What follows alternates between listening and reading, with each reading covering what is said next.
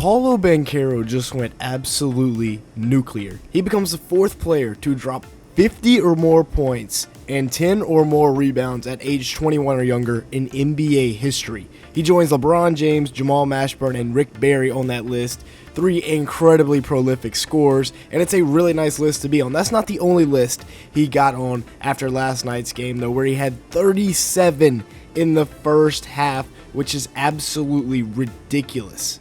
During that 37-point first half, he tied Tracy McGrady's franchise record for points in a half and became the third player in NBA history to have 35 points, 5 rebounds, and 5 or more assists in a single half, joining James Harden and Donovan Mitchell. That's pretty good company. On the year so far, it's only been 4 games, but he's still averaging 29 points per game, 9.3 rebounds, 6 assists, and 1 block in 36 minutes. And there really is no good answer for how to stop him if he's shooting 48% from the field and 39% from 3 on 6 attempts. Because he is 6'10", 250 pounds, and loves to come downhill, especially when he gets into the middle of the paint at about the nail. When he gets there, it's pretty much over, especially if he's coming off pick and rolls. Jamal Mosley and the Magic love to do all kinds of different things with him. They can use him as the screener in the pick and roll. They can use him as the ball handler in the pick and roll. If you watch a Magic game,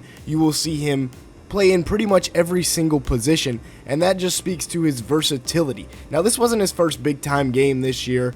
He had 33, 11, and 3 versus Miami on 12 of 24 shooting from the field and was 4 of 8 from 3 in 31 minutes. And it's also his second game with 9 or more assists, and that's something I've been very impressed with this year so far, and last year, was his improving passing. And he attracts so much gravity, attracts the defense so much that everyone just collapses on him and he can just spray it. And now they've added guys like Kentavious Caldwell-Pope. Tristan da Silva, the rookie, will eventually get playing time, and it will help so much more to have even more shooters around them. You see how much KCP impacted that Nuggets team last year, and I think he's going to have a very similar impact on this Magic team this year, especially with a guy like Paolo who loves to drive it and get deep and kick it.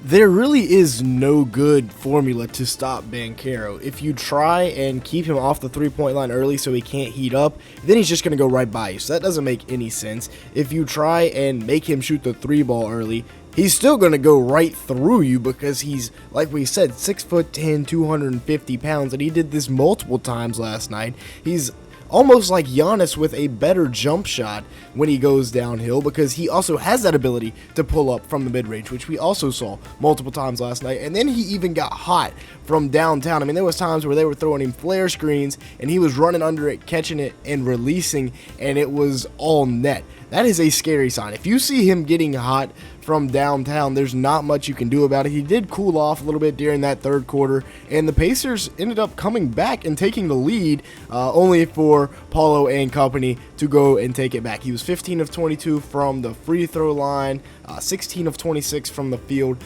overall. And hey, the Magic, they're 3-1 right now. I thought this was going to be a good team coming into the year. They've beaten Indiana, which of course went to the Eastern Conference Finals last year. They've beaten Miami.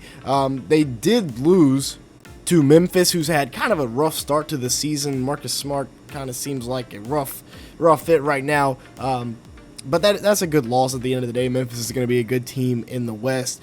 So Orlando, yeah, with Paolo, we're about to break it down, but with Paolo, I mean, if he's dropping 50, I thought he was going to take the next step. It looks like he is really taking the next step this year. If you made it this far into the video, make sure to the like button, leave me a comment down below, and hit that subscribe button. As you can see here, a large majority of the people that watch these videos are not subscribed to the channel. Also, we're trying to hit like 25K by Christmas, so if you could help us out, that'd be greatly appreciated. And go check out Backyard Blitz, which is our football channel. And now let's get to the film breakdown. Let's talk here about the last few minutes of this game, starting at the 9-minute mark of the fourth quarter. And this is just Jalen Suggs volleyball spiking it off Nembhard's head, right? And now we're getting out in transition. Now we're running with Jett Howard, the rookie. He sees Siakam is going to go cut him off. So he does a smart thing. He doesn't force it like a young player. Actually, he's not a rookie. Second year guy. Excuse me.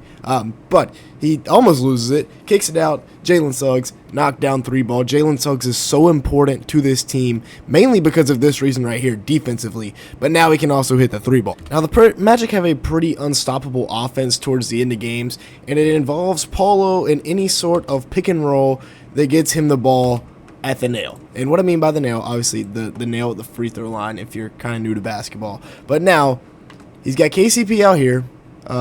Mo's not happy about something. I don't know.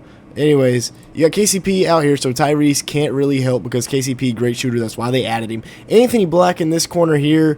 That's why Andrew Nembhard is in the middle of the paint, because you don't really have to worry about Anthony Black yet, unfortunately. Wendell's a shooter, so Isaiah Jackson kind of keeping his spacing here, and then same thing with Nesmith, right? So now we've got Paulo the ball at the nail, at the elbow, and he's just going to hit a simple little step back.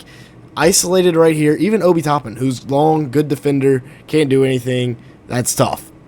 So now, 3-point game, 4.5 left. We're going to try and get into an early ball screen here with KCP for Paulo to come off of. It doesn't work. Nesmith plays this beautifully. Well, kind of, right? He anticipates the ball screen, but then he kind of gets crossed up by Paulo with the between the legs. And now, Isaiah Jackson, you are the next victim. Could he have passed this to Wendell, who's cutting through? Yes. But he's bigger, stronger, faster, and better than anybody else on the court. He's going to go right through both Isaiah Jackson and hurt Aaron Nesmith in the process and get this layup to go. It's pretty much unstoppable. Now, interesting here by Jamal Mosley giving Anthony Black closing minutes. I guess he wanted more stops, but once again, you see the importance of this man right here. That's why he got paid all of that money. Offensive rebounds, just the little plays. He's going to get it out, be smart here. It's a veteran move, and then he hits Paulo, who realizes, I got Ben Shepherd on me, right? Let me go right downhill, right to the rim. Nesmith sees it. He's coming to double.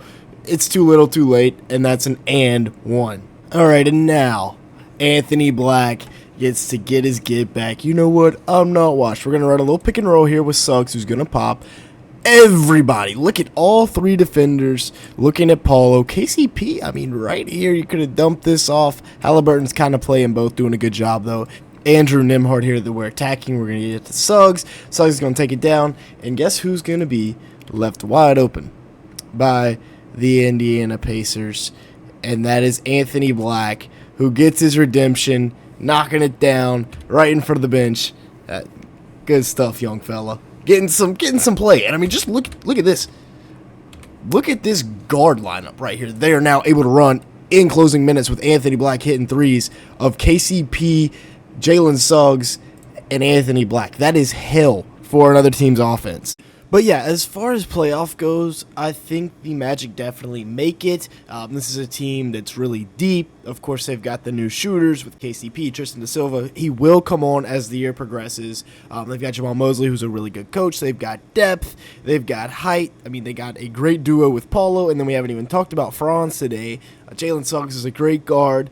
I'm really looking forward to the future of this Magic team. I think they're going to be a really, really good team, and maybe one of the teams to beat in the East if they hit their threes. With that being said, that will be it for today's video. Thank you so much for watching. Make sure to like button, leave me a comment down below, and hit that subscribe button if you did enjoy at any point. And with all that being said, thank you so much for watching today's video.